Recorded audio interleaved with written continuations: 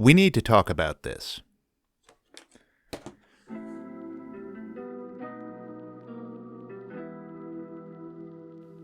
Hi, I'm Christopher, and welcome back to the Nerd Corner. I know it's been a while since you've last seen me. I had some things going on in my personal life, so I appreciate your patience while you waited for the next video. In the meantime, I've been playing a lot of the PSVR2, and wanted to kind of share my thoughts about 2 months on with the system so far. The good, the bad, the in-between, so I really appreciate you tuning in. If you like the video, hit that like button, and it really helps me out if you hit the subscribe button. So without any further ado, let's get right into it. So I've had the PSVR2 for just about 2 months now, and I've been pretty happy with the system overall. I love the form factor. I was coming from a Quest 2 that I had heavily modified. It was a FrankenQuest and then some. Had my battery pack, the deluxe audio strap, all held together with a bunch of 3D printed parts for microphones, all of that. So it was comfortable, but it was unwieldy. So moving to the Halo design on the PSVR2, that was huge. It was a little bit of an adjustment for me.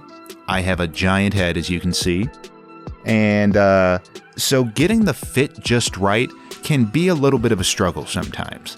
That said, when I get it working perfectly, it's incredibly comfortable. Now, that comes with one caveat. The PSVR2 does have the built-in headphones, which they work in a pinch. You know, if you want to just listen to something, you don't need the crystal clear audio. If I'm hopping into a game for a few minutes, it works fine. What I prefer to use, and what I used on my Quest, was I have my Arctis 7 headphones, which are great. It's a wireless connection to the PS5. That's typically how I play my flat screen games, and I've been happy with it overall. The issue that I have with the PSVR2 is to get it fitting on my head, and especially to get that sweet spot, which we will touch on later. When I get it on there, the headphones can be uncomfortable. If I loosen them all the way, they fit, you know, they work. But if I'm playing for an hour or two, say I'm hopping into Resident Evil or Horizon Call of the Mountain, after a while, the weight from the head strap and the headphones gets to be a little bit painful. Minor complaint aside, generally been pretty happy with the fit overall. I could use a little bit more padding on the front, but I'm sure there'll be aftermarket accessories that can do that.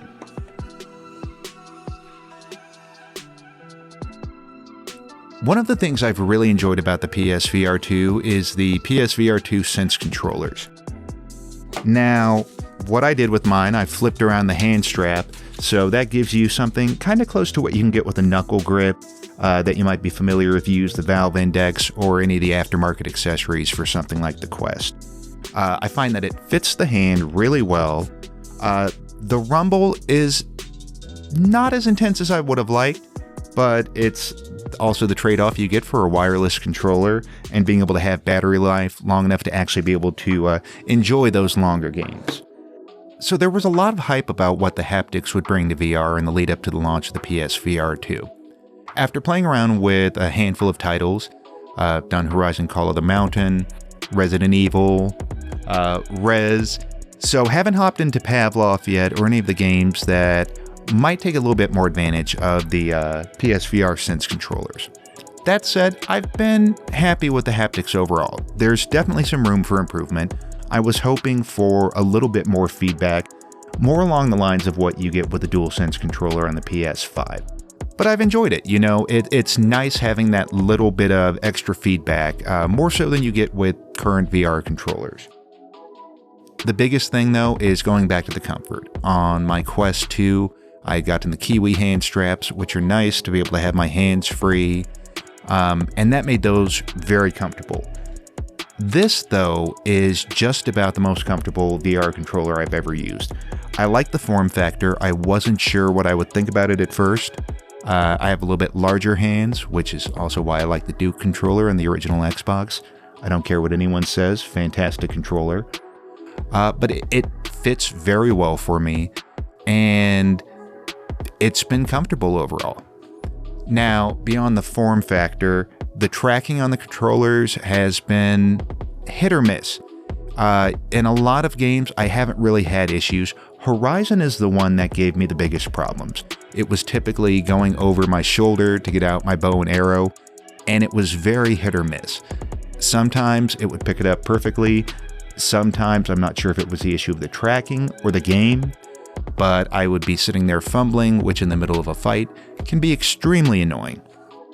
That being said, it's one of the things I knew would be a trade-off with the headset, with it using inside-out tracking. In my experience so far, now I haven't been able to load up games like Beat Saber when that comes out. I want to get my hands on it, because if there's going to be a good test for tracking, that will definitely be it. But right now, I would say it's roughly on par with the Quest 2 in my experience. Now, as I get a chance to try more games, and the PSVR2's library grows, that'll let me get a better impression.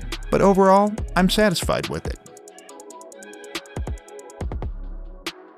Moving on to the displays, I absolutely love the OLED displays on the PSVR2. One of the things that I love is when you're doing the eye tracking setup, Sony knows how good those screens are, and they definitely show it off.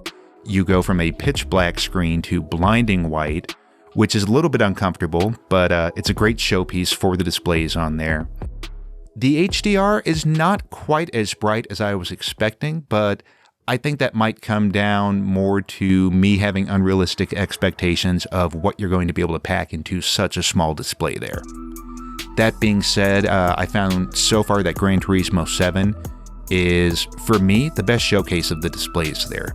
When you're going around the sunlight at different times of day, I find myself getting distracted sometimes, looking down at my car seats, just the way the light plays off it. It looks realistic, even if it's not, as I said, as bright as I would have hoped.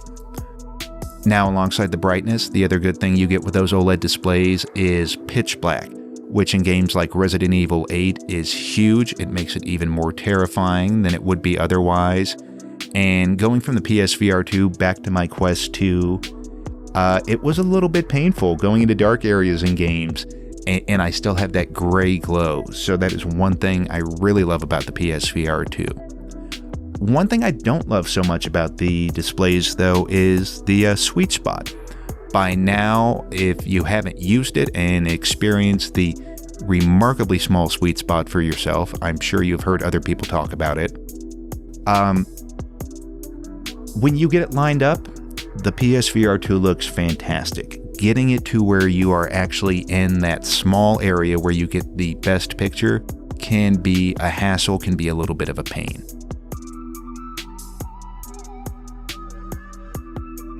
Adjusting to the wires wasn't as difficult as I would have thought, especially if you've seen my other videos. I'll link it up here.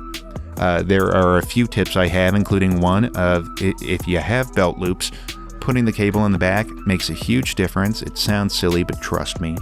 But getting used to the cable, like I said, has not been as difficult as I expected.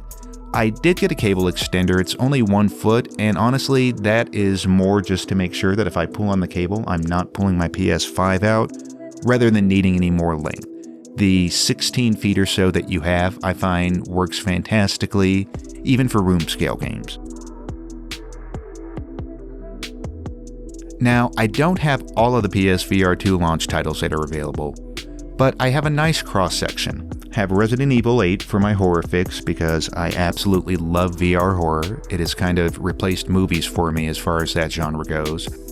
I've been diving into No Man's Sky, which I had on PC. I'd played in VR before, but that was several years ago. The game was still a little bit rough, so it's been nice going back to it and seeing it as more of a polished product. The game that has been absolutely sucking up my time, though, to my surprise, has been Gran Turismo 7. Gran Turismo 7 has turned me from somebody who would be the casual racer to the person who is now sitting there making sure I have the right tires and the right weight distribution on my car before a race. Absolutely love it. I've been going through the campaign mode. I think I've put in about 18 hours now and still having an absolute blast. Even after all that time, not quite prepared to go into the multiplayer. Got to build up my confidence a little bit. But if there was a system seller for the PSVR2 at this point, I would definitely say it's Gran Turismo. Now, if you're not a racing fan, you would probably disagree with that, and I can't blame you. The other title I spent a lot of time in is Horizon Call of the Mountain.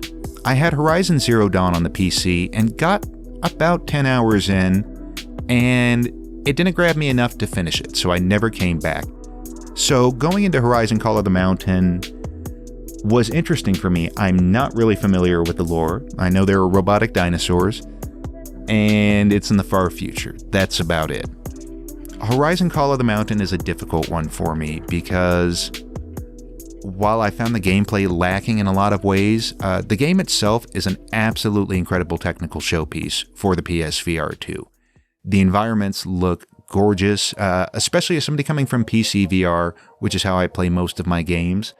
I was cautiously optimistic about what the PS5 could do, and Horizon looks absolutely beautiful in points.